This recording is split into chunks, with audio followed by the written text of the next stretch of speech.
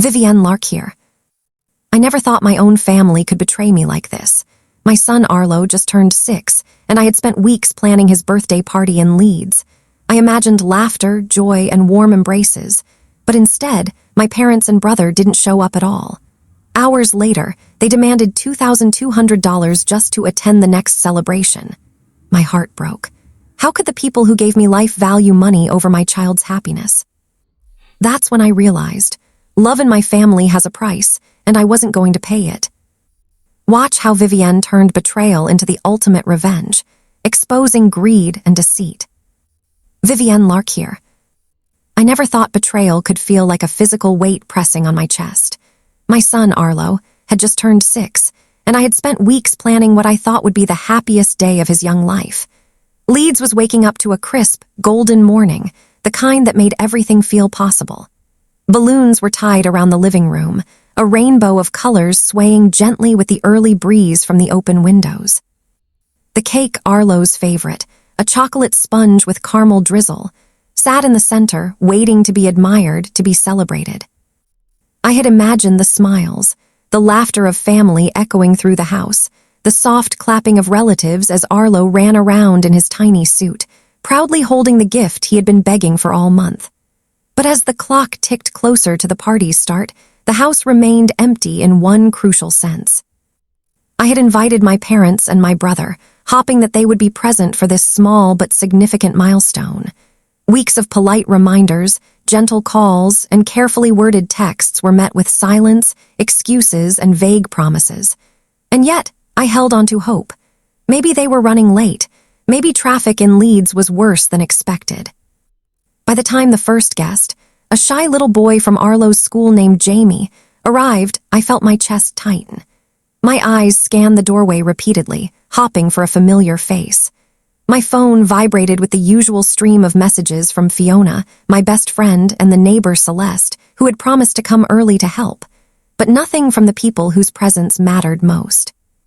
Arlo's face lit up at Jamie's arrival. He ran to him, arms wide, squealing with joy. And for a fleeting moment, I let myself smile, shaking off the creeping disappointment. Maybe it didn't matter. Maybe the party would be magical even without my family. But the shadows of betrayal crept closer. Just as the children gathered around the cake, my phone buzzed with a message that froze me in place. Vivienne, if you want us at the next celebration, it'll cost $2,200. Otherwise, we won't bother showing. My fingers shook as I read and reread the message from my father, Derek, with the same one from Harlan, my brother. A lump formed in my throat. I stared at Arlo's innocent, expectant face, at the candles flickering in soft, golden light, and I realized that the people who were supposed to love us unconditionally saw love as a commodity, a transaction. I sank into the sofa, hiding behind the curtains as tears burned my eyes. How could they do this? My heart was breaking not for myself, but for Arlo. He didn't understand money yet. He didn't understand betrayal. He only knew excitement, joy, and anticipation. Fiona noticed my silence. She knelt beside me, whispering words meant to comfort, her hand warm on my shoulder. Vivienne, they don't deserve a reaction. You've given Arlo a beautiful day regardless.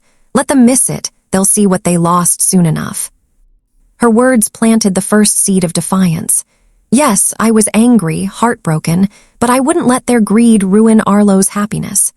I took a deep breath, forcing myself to stand, smoothing the front of my dress and stepping into the living room. Happy birthday, Arlo, I said, louder than usual, trying to mask the hurt. And in that moment, the children's laughter became a balm, a reminder that the world outside my parents, greed still held genuine joy. The party went on. Balloon animals were handed out, small prizes for party games.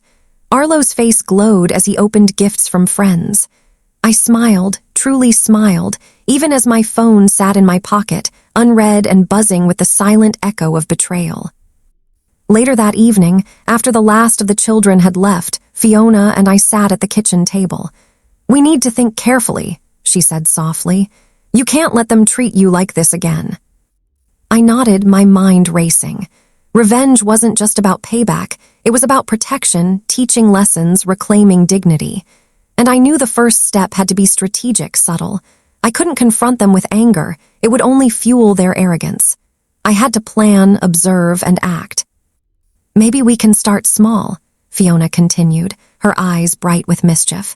Subtle reminders exposing their greed in ways they can't ignore, and we'll make sure Arlo never sees this ugliness, only the joy he deserves. I felt a spark of determination. Yes, my family had betrayed me, but they hadn't defeated me. The storm of emotions, the heartbreak, the anger, the disbelief, was transforming into clarity. I wasn't going to sit and let them dictate the terms of love, not for me and not for Arlo. As I watched my son play with the last party balloon, I made a silent promise. Every manipulation, every greedy demand would be returned in kind, but carefully. And when the time came, they would see exactly how much a mother's love could outmatch their selfishness. For now, I focused on the laughter around me, on the warmth that filled the room despite their absence. Arlo didn't need them. He had me, and soon they would learn that some lessons could not be bought, no matter the price. The morning after Arlo's birthday, Leeds was gray and drizzling, the kind of weather that mirrored my mood. I sat at the kitchen table with a notebook, pen in hand, jotting down every thought, every idea, every tiny spark of strategy that came to me in flashes.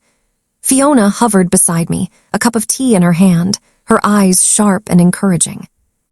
"All right, Vivienne," she said, settling into the chair opposite mine. "We need to think like them. Derek and Harlan are greedy, arrogant, and arrogant people only understand when they feel exposed. That's our advantage." I nodded, tapping my pen against the notebook. My mind replayed the events of the party. The cold silence when I had hoped for warmth, the text demanding money that had left me paralyzed.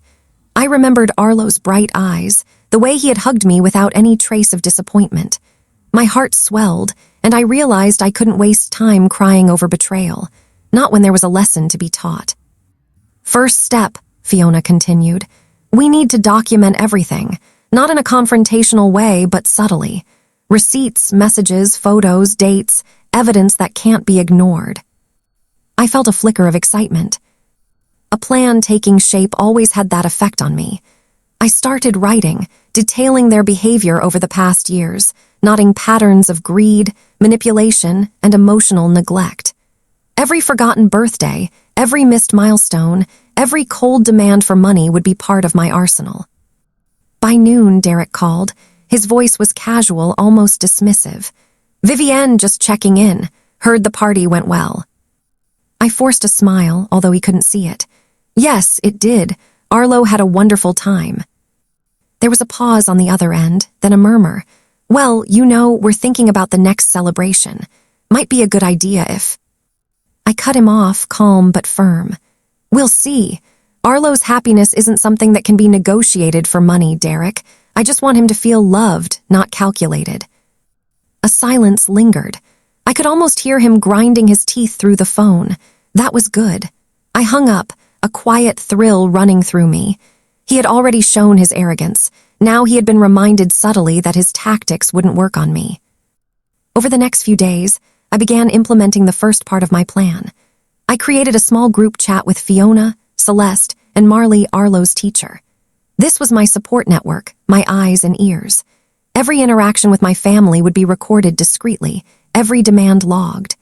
I also started working on social exposure. Subtle hints in conversations, casual mentions of generosity and love that highlighted their absence without overtly accusing them. Meanwhile, Arlo remained blissfully unaware, playing with his new toys, hugging me, laughing. I watched him and felt my resolve strengthen. Revenge wasn't about cruelty. It was about justice, exposure, and protection. He deserved a family that loved him unconditionally, even if that meant showing Derek and Harlan the consequences of their greed. One afternoon, Harlan stopped by unannounced. He knocked on the door, forcing a casual, too-friendly smile that didn't reach his eyes. I opened the door slowly, arms crossed. "Vivienne," he said, "got a minute?" "Of course," I replied, stepping aside. "Come in." He glanced around, eyes flicking to Arlo playing with Marley's latest gift in the corner. "So, party went well, huh?" I forced a polite smile. "It did. Leo had a wonderful time. Harlan's jaw tightened. Listen, Vivienne, we were thinking, maybe we can negotiate our presence at future celebrations. You know, make it worthwhile. I laughed softly, almost a whisper. Harlan, love and presence can't be negotiated. They're not commodities. If you care about Arlo, you'll show up without money attached. Otherwise, I let the word hang, leaving him with the weight of unspoken consequences. He squirmed. Otherwise. I didn't answer. Silence is often more powerful than any argument. He left shortly after, his ego bruised, and I knew the seed of doubt had been planted. That evening, Fiona and I sat on the balcony, watching the Leeds skyline darken. They won't change overnight, she said, but you've made the first move. Subtle, smart, and undeniable. I nodded, looking down at my notebook filled with observations, patterns, and strategies. I could already see the dominoes falling, one by one. Each act of greed would be exposed, each manipulative demand would be recorded, each moment of selfishness would come back to them. And through it all, Arlo's laughter echoed in my ears, a reminder that no matter the storm, there was light. That light was what I was protecting. By the weekend, I had arranged for a small family dinner under the guise of reconciliation. Only Derek and Harlan were invited, and I knew exactly how to stage it. The table was set beautifully, but cameras, discreetly hidden, captured every interaction. Every smug smile, every calculating glance, every attempt to manipulate was being documented. Dinner began cordially, but I could feel the tension beneath the surface. Harlan tried to charm Arlo with toys. Derek made small talk about work and finances. But I stayed calm, observing, letting their greed show itself naturally. It wasn't long before the cracks appeared. Harlan complained under his breath about costs. Derek made a pointed comment about gifts they expected in return, and Arlo's innocent remarks highlighted their absence at the birthday party. Each reaction, each micro-expression was evidence. I quietly noted it in my phone, heart steady, mind sharp. When dinner ended, I walked them to the door with a warm smile, masking the storm brewing inside me. "Thank you for coming," I said sweetly. "Leo had fun seeing you, even if it was brief. Hopefully next time you'll come without conditions." The look on their faces, shock, indignation, disbelief, was priceless. Fiona, who had been observing from the kitchen, whispered, "That was perfect. You planted the first seeds. They're already starting to realize this isn't a game they can control." I smiled faintly, turning back to the living room where Arlo was drawing with Marley. The notebook in my hand felt like a weapon of justice. I wasn't angry anymore. I was focused, determined. The betrayal that had felt like a crushing weight was now transformed into clarity and resolve. Yes, my family had tried to commodify love, to turn milestones into transactions. But I was no longer powerless. Each plan, each observation, each careful maneuver would eventually reveal their greed to them and to anyone else who had been unaware. And in the meantime, Arlo's laughter remained untouched, untainted by their selfishness. That night, as I tucked him into bed, he looked up at me and whispered, "Mommy, this was the best birthday ever." My chest tightened, not from pain, but from resolve. I promised silently, as I kissed his forehead, that I would protect his joy at all costs. And when the time came, they would understand that love can't be bought, and greed has consequences far heavier than they ever imagined. The morning sun barely pierced through the thick clouds over Leeds, but inside Vivienne Lark's house, the air was electric with quiet determination. After the birthday ordeal, she had spent countless hours reviewing every detail, every moment of negligence, and every manipulative gesture from Derek and Harlan. Her notebook was filled with observations, strategies, and subtle ideas for revenge. Fiona arrived early, as always, carrying 2 cups of steaming tea. "Ready for the next stage?" she asked, a mischievous glint in her eyes. Vivienne nodded, feeling a surge of resolve. "They think they can play games with my family, with Arlo's happiness, but this time I'm controlling the board." Her plan for Chapter 2 was simple but meticulous: social exposure, subtle confrontation, and strategic documentation. She needed Derek and Harlan to reveal themselves completely, showing not only greed but also the true nature of their manipulation. The first move came in the form of a casual invitation, a weekend brunch. Vivienne sent the invite, polite and friendly, specifically to Derek and Harlan, making it appear spontaneous. "Just a small family gathering," she had typed, "to celebrate Arlo and spend time together." Both accepted almost immediately, unaware of the careful web being woven around them. Vivienne spent the next day preparing, setting small traps in the form of casual conversation cues, gifts, and subtle hints of their prior neglect. When Derek arrived, his polished smile was tight, controlled.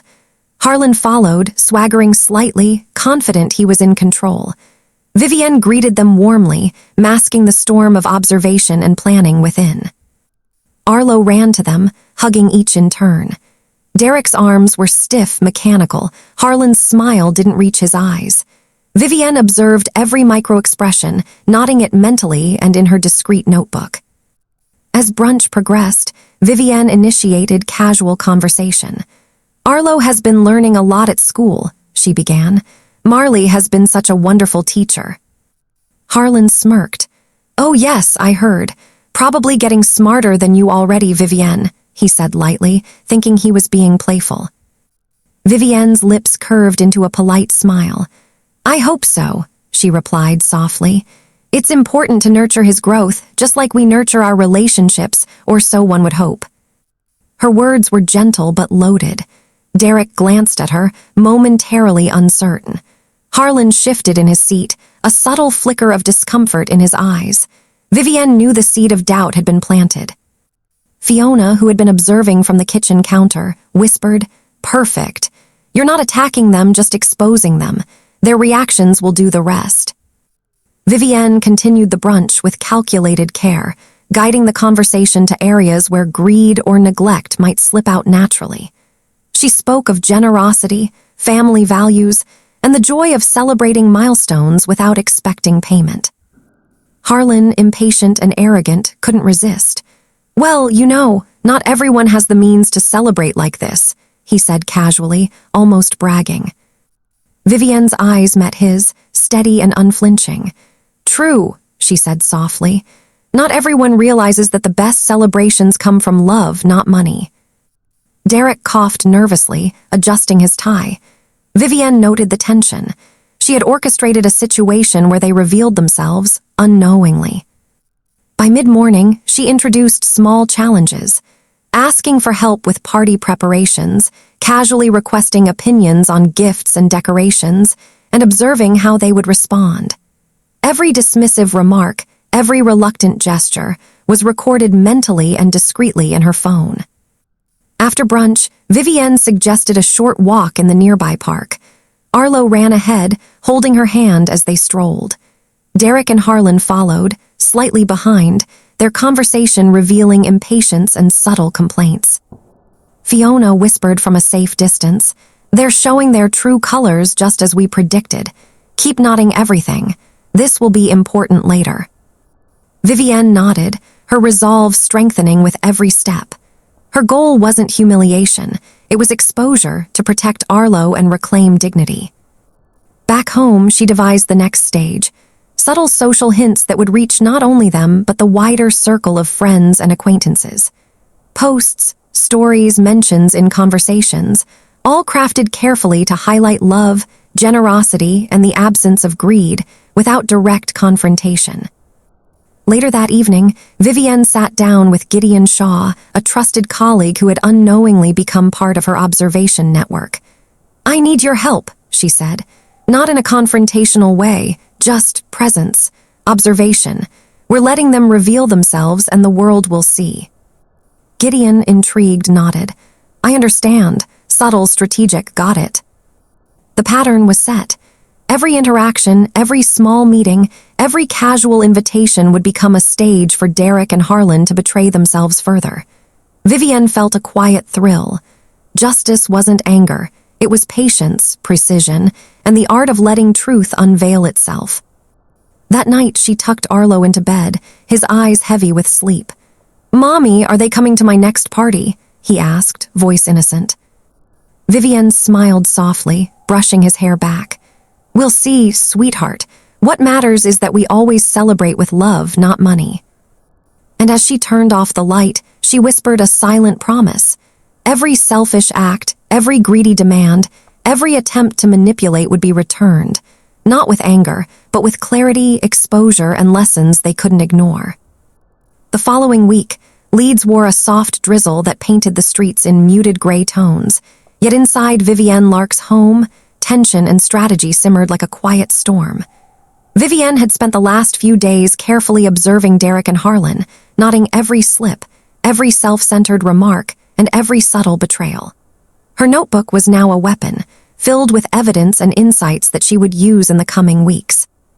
Fiona arrived that morning with a determined glint in her eyes. "Ready to take this further?" she asked, placing a cup of tea on the table. Vivienne nodded. "Yes, they think they've had their fun. It's time for them to realize that Arlo and I aren't pawns in their game."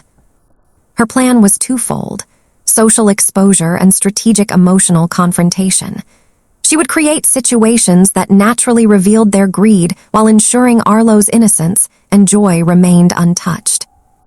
The first move was subtle, a neighborhood gathering, under the guise of casual friendly meetups. Vivienne invited Celeste Brandt, Marley Quinn, and a few other parents from Arlo's school. Derek and Harlan were invited as well, though Vivienne knew the invitation would tempt them into showing their true colors. Derek arrived first, his tailored jacket and controlled smile masking impatience. Harlan followed, swaggering with confidence that would soon erode. Vivienne greeted them warmly, her demeanor calm and collected, each smile carefully measured to hide the storm of observation inside. As the gathering progressed, Vivienne guided conversations towards generosity, family values, and the joy of giving without expectation. Her words were gentle but loaded, designed to highlight absence and selfishness without direct accusation. Harlan, unable to resist, let slip. "Well, some people just don't understand that family obligations come with costs." Vivienne's smile remained serene. "True," she said softly, "but love, presence, and joy can't be bought, no matter how much someone thinks they're owed." Derek shifted uncomfortably, caught between defensiveness and disbelief. Vivienne noted every micro-expression, recording mental and discrete digital notes. Fiona, standing nearby, whispered, "Perfect. They're showing their true selves. Keep going, patience is key." Over the next hour, Vivienne subtly escalated. She encouraged Arlo to showcase his school projects, laugh at innocent jokes, and interact freely with other parents. Derek and Harlan, struggling to maintain their polished facades, made careless remarks, each revealing selfishness and manipulation. At one point, Harlan attempted to impress Arlo with a gift, only to complain under his breath about the expense. Vivienne's smile never faltered, but she mentally highlighted the moment, perfect evidence of greed exposed without confrontation. After the gathering, Vivienne and Fiona sat in the quiet living room, reviewing notes. "Every small act, every slip, it's all there," Fiona said, pointing at her notebook. "They're digging their own hole." Vivienne's eyes gleamed with resolve. "And we're letting them dig. No anger, no direct attacks, just observation and subtle guidance. The exposure will speak louder than any confrontation." The next day, Vivienne orchestrated a small work-related luncheon, involving Gideon Shaw and a few colleagues who were unaware participants. Derek and Harlan, hearing about it indirectly, felt compelled to attend, thinking they could maintain control. At the luncheon, Vivienne's strategy unfolded beautifully. She allowed conversations to flow naturally, encouraging generosity and highlighting past betrayals indirectly. Derek's comments about money and Harlan's casual boasts about social standing were documented discreetly, each moment reinforcing the pattern of their greed. Even more, Vivienne carefully crafted moments that would later be shared subtly with mutual acquaintances, highlighting kindness, generosity, and integrity as contrasted against Derek and Harlan's self-centeredness. By evening, Vivienne had compiled enough material to create a narrative that revealed the true nature of her family without ever overtly accusing them. She felt a quiet satisfaction. Each day, each interaction, was a step closer to a revelation that would be undeniable. As Arlo played in the living room, laughing with Marley Quinn, Vivienne sat with her notebook open. Every entry, every note, every recorded detail would form the foundation of the exposure she had planned. This wasn't revenge born of anger. It was precision, clarity, and protection of her son's innocence. Later that night, Vivienne confronted Derek and Harlan subtly over dinner. Instead of overt accusations, she casually mentioned how important it was for Arlo to see honesty, kindness, and generosity as values in family life. The tension was palpable. Derek's forced smiles faltered. Harlan's eyes flickered with unease. Vivienne knew she had planted seeds of doubt that would grow, leaving them to confront their own guilt and selfishness internally. And she would be ready to guide that revelation at the perfect moment. That night, as she tucked Arlo into bed, his small hand gripping hers, Vivienne whispered softly, "You'll always be safe, Arlo. No one can touch your joy as long as I'm here." And for the first time, she allowed herself to feel not anger, but empowerment. A quiet, steady certainty that justice, subtle and precise, was taking its natural course. The week after the brunch and luncheon, Leeds seemed unusually quiet. But inside Vivienne Lark's home, the air was alive with a tension that only grew with each passing day. Vivienne had spent hours observing, planning, and documenting every interaction with Derek and Harlan. Her notebook, now filled with subtle evidence of their greed, manipulation, and selfishness, felt like a map, each entry a step toward exposing their true nature. Fiona arrived early that morning, holding a small folder. "I've been thinking," she said, setting it on the kitchen table. "It's time to take this outside the house. The neighborhood, the school, mutual friends, let them start seeing the pattern themselves." Vivienne nodded, her mind already racing. "Exactly. We need them to realize that their behavior isn't just affecting us, it's visible, undeniable, and damaging to their reputation. But it has to be subtle. We don't attack, we expose."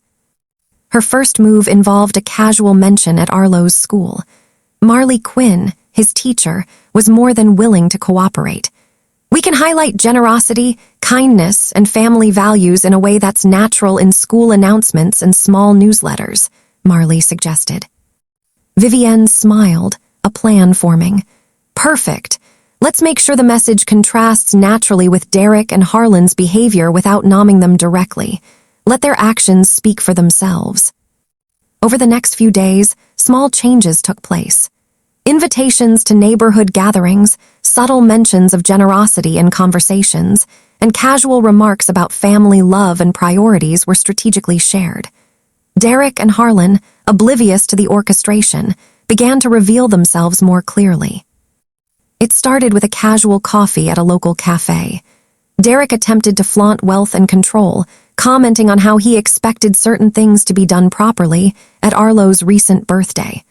Harlan, as usual, tried to charm the staff, but his impatience slipped through. Vivienne observed silently, jotting every slip of greed and entitlement. Back at home, she and Fiona reviewed each interaction. "Every small detail counts," Fiona said, pointing to a note where Harlan had complained about costs under his breath. "They're digging their own hole. Soon, even mutual friends will notice." Vivienne's confidence grew. The next move was social exposure with friends and colleagues. She invited a few acquaintances to a casual lunch, subtly steering conversations toward generosity, love, and family values.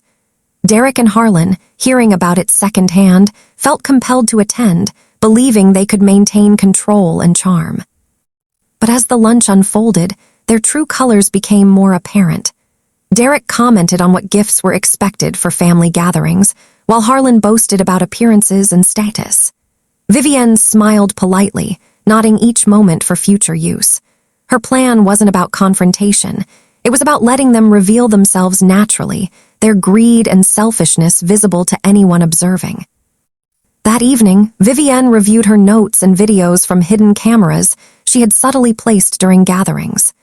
Each moment, each gesture, each careless comment from Derek and Harlan was now documented.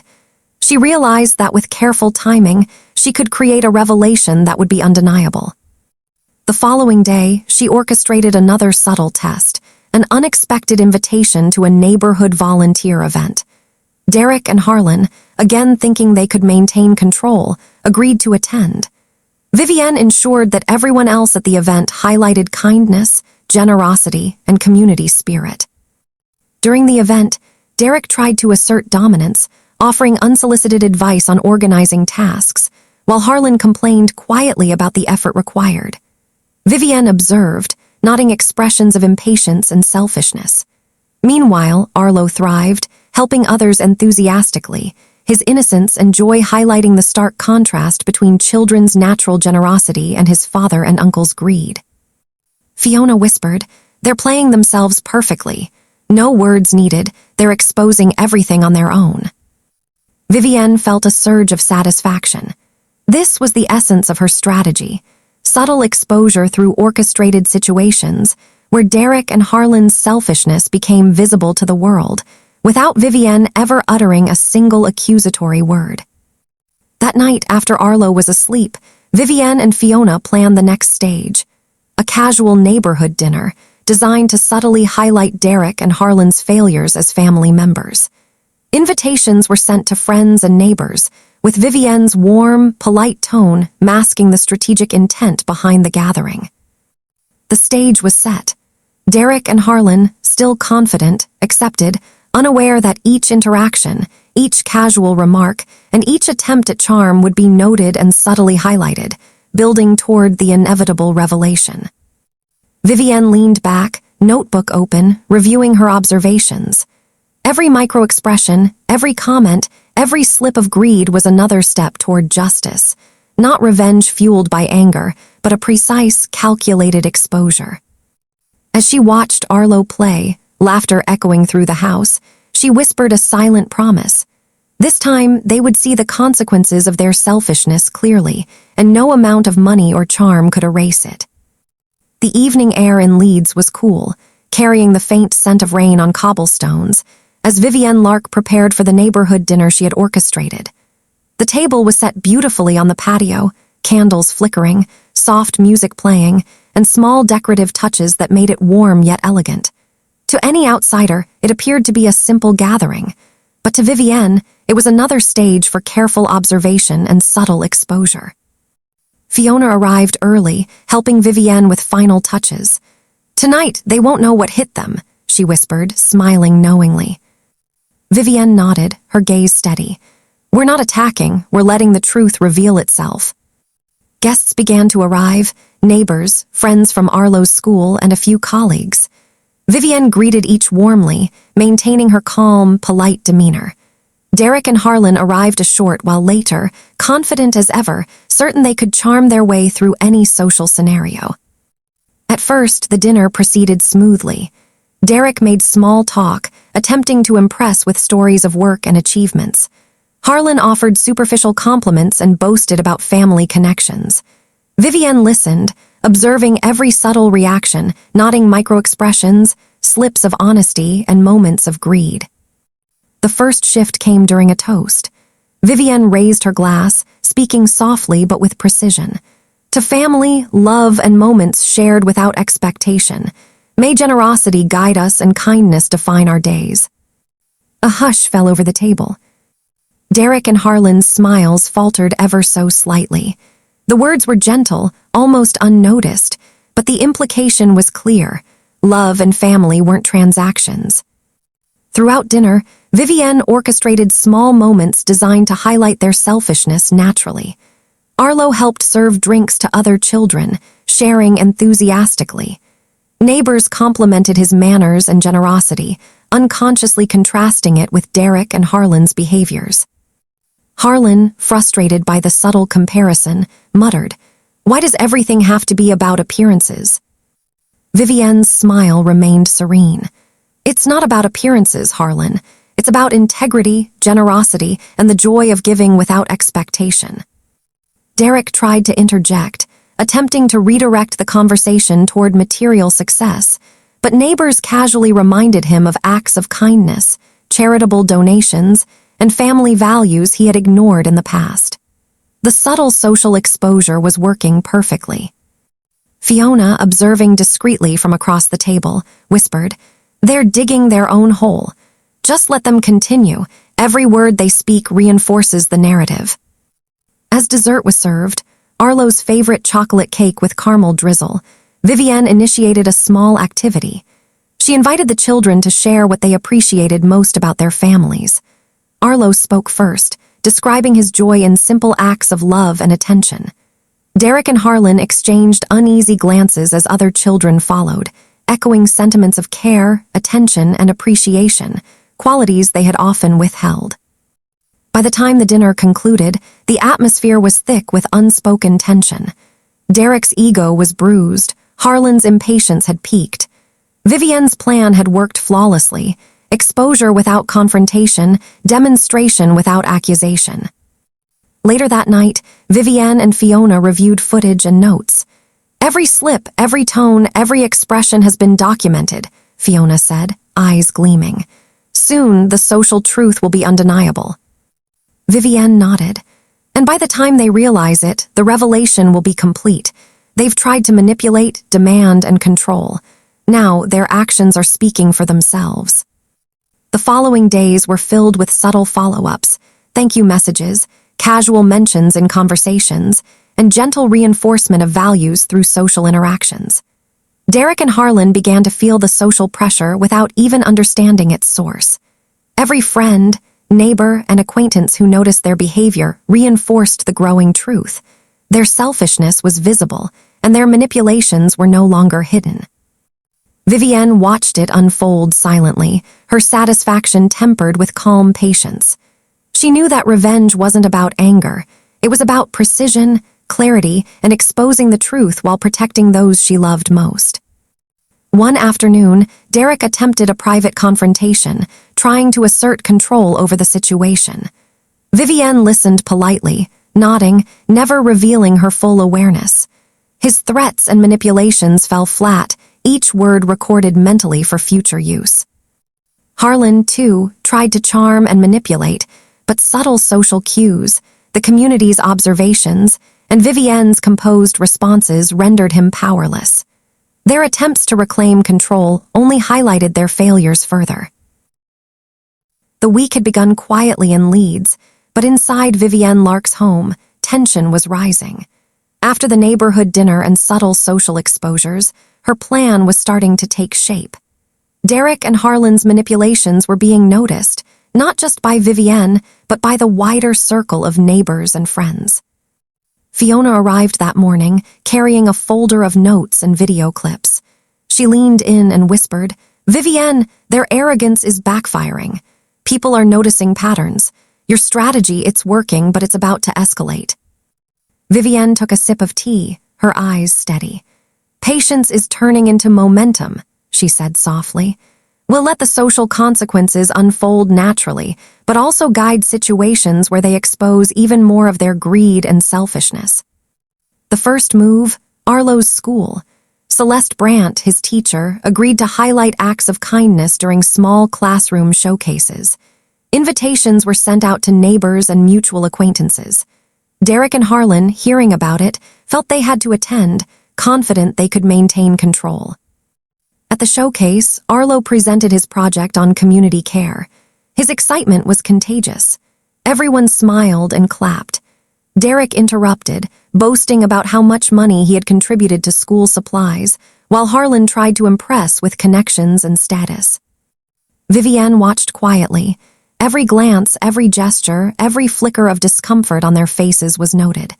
Fiona whispered, "Every slip is a victory. Let them speak. It only reveals the truth further." After the showcase, Vivienne hosted a casual gathering at her home. Derek and Harlan arrived, full of confidence, thinking they could charm their way through. Vivienne guided the conversations naturally, encouraging guests to share stories of generosity, integrity, and love. Derek and Harlan's arrogance and impatience became more visible with each passing moment. At one point, Vivienne suggested a small game with the children, sharing and cooperation. Arlo helped lead it, laughing freely. Derek muttered, "Things should be done properly," while Harlan complained quietly under his breath. Vivienne noted everything, mentally and discreetly. Each word, each expression, each small act of impatience documented. The strategy was precise, subtle, powerful. As the evening ended, Vivienne thanked everyone warmly. Derek and Harlan left with stiff smiles, unaware that their social standing had quietly started to unravel. Later, Vivienne and Fiona reviewed the day's footage and notes. Every slip, every tone, every gesture of arrogance or selfishness is captured, Fiona said. Soon, the social truth will be undeniable.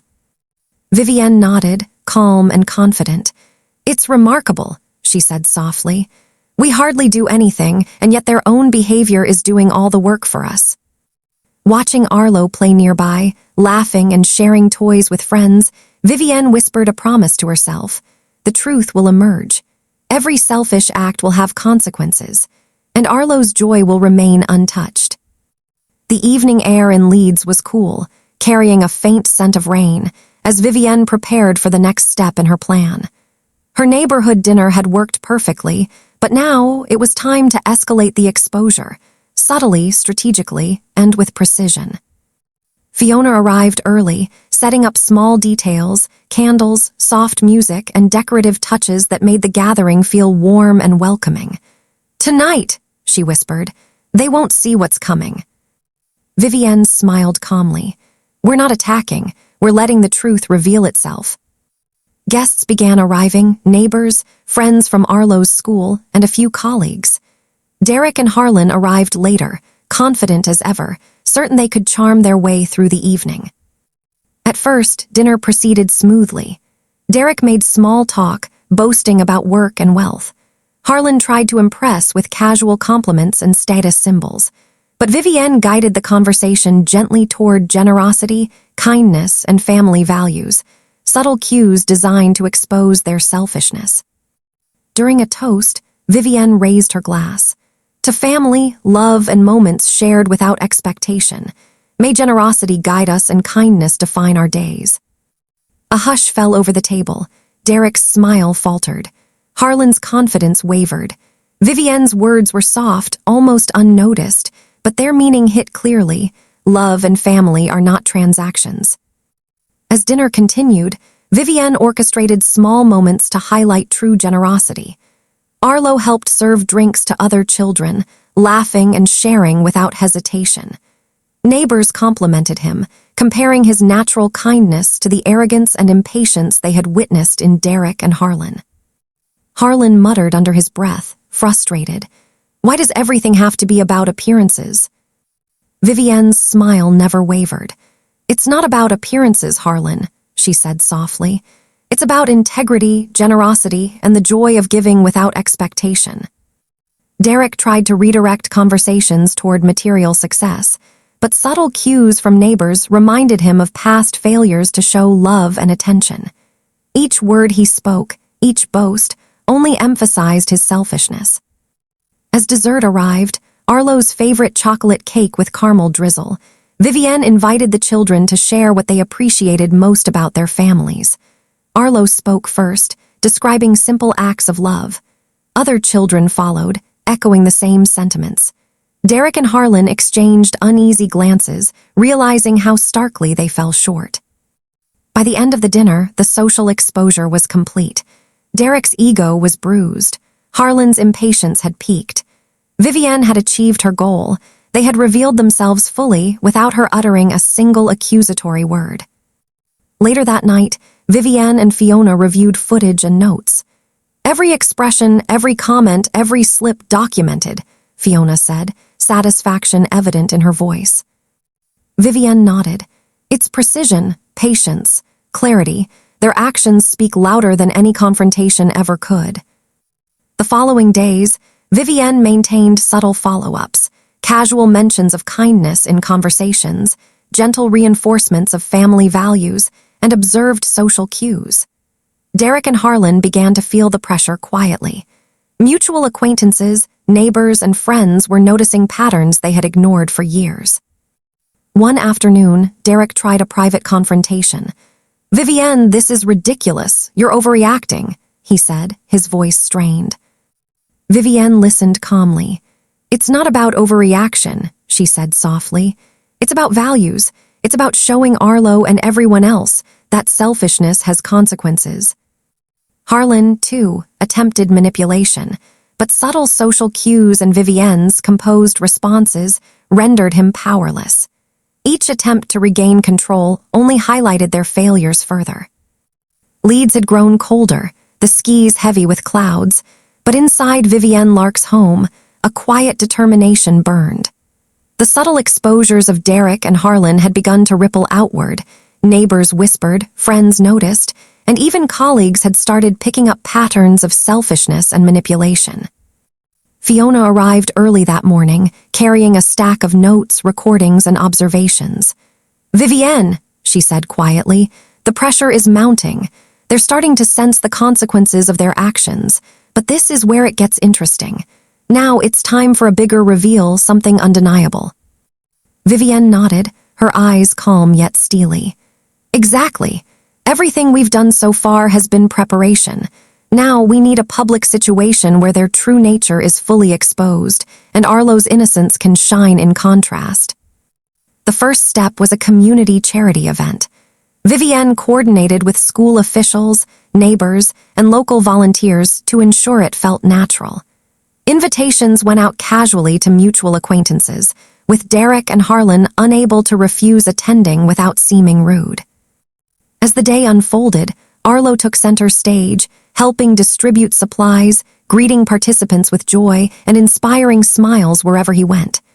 Derek attempted to steer attention toward himself, boasting about past donations, while Harlan tried to charm the organizers. Every effort fell flat. The contrast between their arrogance and Arlo's genuine kindness was stark. Vivienne observed silently, capturing expressions, gestures, and slips of the tongue. Fiona whispered, "They can't hide it now. People are noticing the difference. Every word they speak only confirms what everyone already suspects." The tension escalated further during the announcement ceremony. Vivienne subtly prompted organizers to highlight acts of generosity and contributions of genuine effort. Derek and Harlan tried to interject, but their comments were drowned out by applause for Arlo and other children who embodied true generosity. Later, Vivienne orchestrated a casual discussion among neighbors, focusing on values, integrity, and selfless acts. Derek, attempting control, made a sharp remark about expected rewards. Harlan scoffed at the idea of working for recognition without payment. Vivienne let the comments pass, knowing they would be recorded and later referenced in subtle social revelations. By the afternoon, whispers had spread. Mutual friends, neighbors, and attendees were discussing not just Arlo's kindness, but also Derek and Harlan's patterns of selfishness. Vivienne's precise planning had turned casual events into undeniable exposure. That evening, back at home, Vivienne and Fiona reviewed footage. Every micro-expression, every slip, every attempt at charm, they've revealed themselves completely, Fiona said, awe in her voice. Vivienne smiled, calm yet triumphant. This is what patience achieves. No confrontation needed. The truth, revealed naturally, is far more powerful than anger or accusations. Arlo ran to her, laughing, holding a small handmade thank you card he had given to one of the volunteers.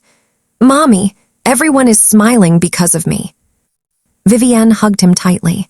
"Yes, sweetheart, because you show what love and kindness truly are, and soon everyone will understand it just like you do." Perfect. Grinning face with smiling eyes, Chalii Chapter 5 Part 2, 3,000 words. Ka ready to record cinematic voiceover script start cart hain. Ye part climax kaiteraf lejayega jismi. Derek or Harlan ka public or social exposure escalate hoga. Emotional confrontation or tension build hogi. Vivienne ka plan precise or unstoppable rahiga. Arlo kai innocence or joy highlight hogi. YouTube friendly, cinematic or human value focused narration. Chapter 5, Part 2 voiceover script 3,000 words.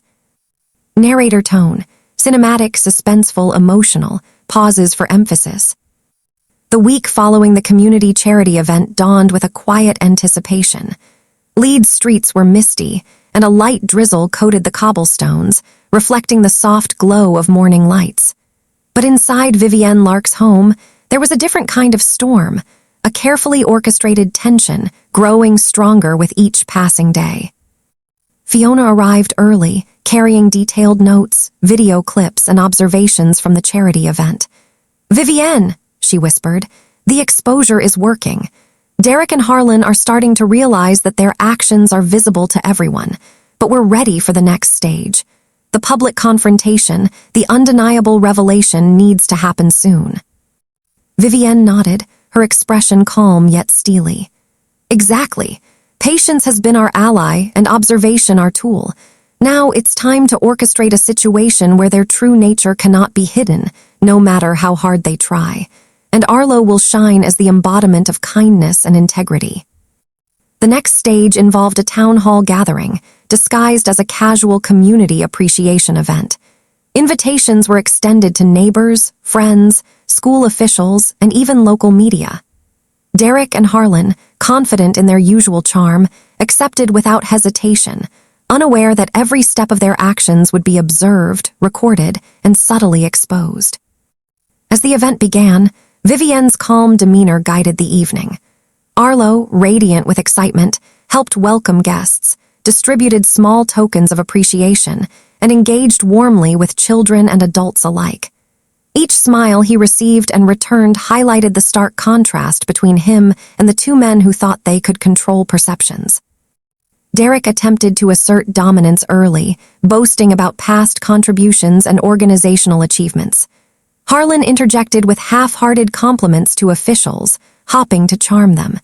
But the reactions of the attendees told a different story: nervous glances, polite but detached smiles, subtle murmurs of disapproval. Vivienne observed silently, mentally documenting every slip, every frustrated tone, every hint of arrogance. Fiona leaned in, whispering, "They're exposing themselves perfectly. Every gesture, every word, they can't hide it now." The tension reached a subtle peak during a community recognition segment. Vivienne prompted organizers to highlight acts of kindness and contributions from ordinary people, the unsung heroes, including Arlo and other children. As applause rang out for these genuine acts, Derek's forced smile faltered. Harlan's impatience became visible to all. Throughout the evening, Vivienne guided small interactions strategically. She encouraged neighbors to share stories of compassion and integrity without ever mentioning Derek or Harlan directly. Their reactions were telling: dismissive comments, awkward glances, subtle defensive posturing. At one point, Derek made a sharp remark about how people nowadays expect too much without giving anything in return. Harlan scoffed quietly. Vivienne's calm smile never wavered. "It's not about expectation," she said softly. "It's about integrity, generosity, and the joy of giving without reward or recognition." The community event continued, each segment reinforcing the social contrast. While Arlo's genuine kindness drew admiration and applause, Derek and Harlan's self-centered actions became more evident. Every slip, every moment of arrogance was recorded in mental notes and in discreet video footage, ready for future reinforcement if needed. Later, during a casual conversation with a group of neighbors, Derek attempted to regain control. "Vivienne, this is getting out of hand. You're exaggerating," he said, frustration clear in his voice. Vivienne listened calmly. "It's not exaggeration," she replied softly. "It's a reflection of values. It's about showing Arlo and everyone else that selfishness and manipulation have consequences. Actions speak louder than words." Harlan, too, tried to charm and manipulate, but subtle social cues, body language from attendees, and Vivienne's composed presence rendered him powerless. Every attempt they made to regain control only emphasized their failures further. As the evening drew to a close, Vivienne orchestrated a final gesture. She arranged for a small presentation of appreciation, subtly highlighting Arlo's contributions and the acts of kindness he had inspired. The applause was warm and genuine, the smiles radiant. Derek and Harlan, unable to reclaim any positive attention, left quietly, defeated and visibly frustrated. Back at home, Vivienne and Fiona reviewed the day's footage. Every micro-expression, every slip, every moment of arrogance, they've revealed themselves completely, Fiona said, awe and satisfaction in her voice. Vivienne nodded. Patience and precision, observation and subtle orchestration. Their actions have spoken louder than confrontation ever could, and Arlo's joy, that's the ultimate proof of everything we've done. That night, as Vivienne tucked Arlo into bed, he hugged her tightly. "Mommy, everyone is smiling because of me, and it feels so happy." Vivienne smiled, her voice soft, intimate. "Yes, sweetheart, you've shown everyone what love and kindness truly mean, and soon everyone will see it just like you do." In the following days, Derek and Harlan's social standing subtly crumbled. Friends and neighbors discussed patterns of arrogance and selfishness they had observed. Mutual acquaintances, who had once been neutral, began to question the behavior they had long ignored. Vivienne's careful strategy had created undeniable social consequences for them, without a single public confrontation or accusation. Arlo continued to thrive, his innocence and joy untouched. Every act of generosity he performed reinforced the contrast between his natural kindness and the manipulations of Derek and Harlan. Vivienne's plan was precise, patient, and unstoppable. The sun rose slowly over Leeds, casting a soft, golden glow across the streets. The drizzle from early morning glistened on cobblestones, reflecting the calm before the storm. Inside Vivienne Lark's home, there was no panic, only a quiet, unwavering determination. Weeks of careful planning, patient observation, and subtle social exposure had led to this day, the final stage of her strategy. Derek and Harlan, who had long considered themselves untouchable, were about to face consequences they had never imagined. Fiona arrived early, carrying folders, notes, and recordings from every community event over the past weeks. Her eyes sparkled with anticipation. "Vivienne, this is it. Every slip, every gesture, every comment, they've all led to today. Their exposure is unavoidable now. And Arlo, he'll be the one to show everyone what true kindness looks like." Vivienne took a deep breath, her calm demeanor masking the storm of strategy inside her mind. "Exactly," she said softly. "Patience has been our ally and subtle observation our greatest tool. Today the truth becomes undeniable. No confrontation, no anger, just clarity. And justice, the quiet kind, will be served." The event was grand, though it appeared casual, a charity auction combined with a neighborhood celebration. Invitations went to neighbors, friends, school officials, and local media. Derek and Harlan accepted eagerly, confident they could charm their way through, unaware that every move would reveal their true nature. Vivienne had orchestrated every detail. The seating arrangements, the schedule of speeches, the subtle highlights of generosity, all designed to contrast Arlo's natural kindness against Derek and Harlan's arrogance. Arlo, radiant with excitement, welcomed guests with a warm smile. He distributed small tokens of appreciation to children and adults alike, helping them feel seen and valued. His joy was contagious, a stark contrast to Derek and Harlan's forced attempts at charm and control. Derek tried to assert dominance early, boasting about past contributions to the community, while Harlan interjected with casual flattery to impress the organizers. But their efforts were met with polite smiles and subtle looks of doubt. Vivienne watched silently, noting each micro-expression, each defensive gesture, and every flicker of arrogance. Fiona leaned in, whispering, "They're exposing themselves perfectly. Every word, every movement, they can't hide it now."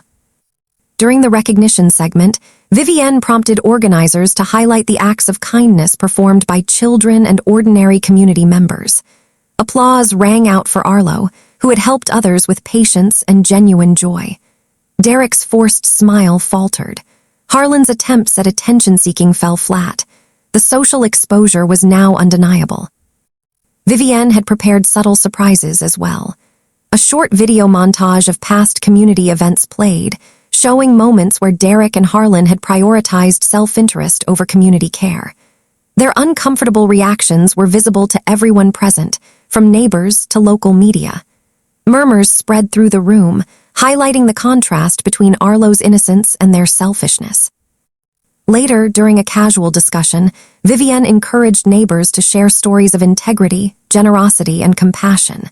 Derek interjected with a sharp remark about people expecting too much without giving in return. Harlan laughed dismissively. Vivienne's smile remained calm, almost serene. "It's not about expectation," she said softly. "It's about integrity, generosity, and the joy of giving without reward." The tension escalated further when Arlo was asked to give a small speech. With simplicity and honesty, he spoke. "Even small acts of kindness make a big difference. Love is the best thing we can give. It doesn't cost anything, but it changes everything." The audience fell silent, moved by the child's words. Derek and Harlan's discomfort was palpable. Their arrogance, selfishness, and attempts to manipulate perception were fully exposed.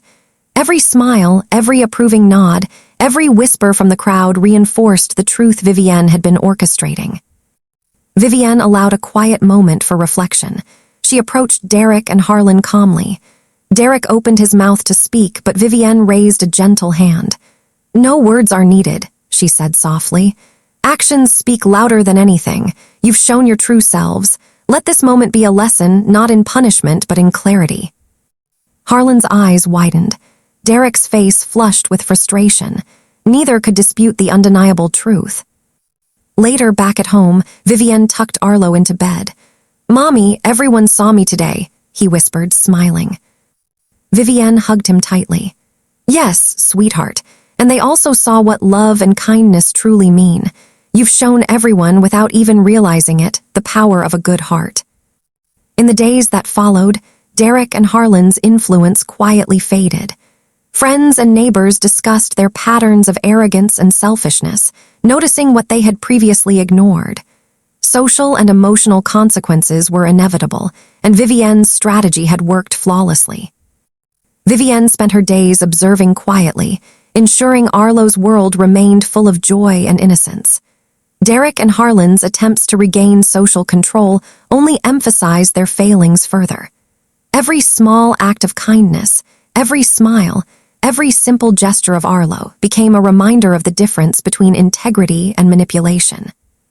Vivienne reflected on her journey, realizing the power of patience, observation, and subtle orchestration. Confrontation was unnecessary. Anger was irrelevant. The truth, revealed naturally, was far more effective.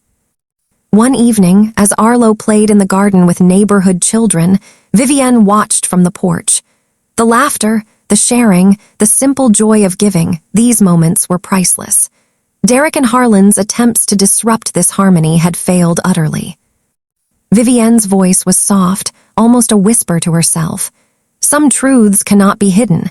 Some victories are achieved quietly, but they are absolute. That night, she tucked Arlo into bed one last time before the final closure of her plan. "Mommy, will everything be okay now?" he asked, his eyes wide with innocence. Vivienne smiled, brushing a strand of hair from his face.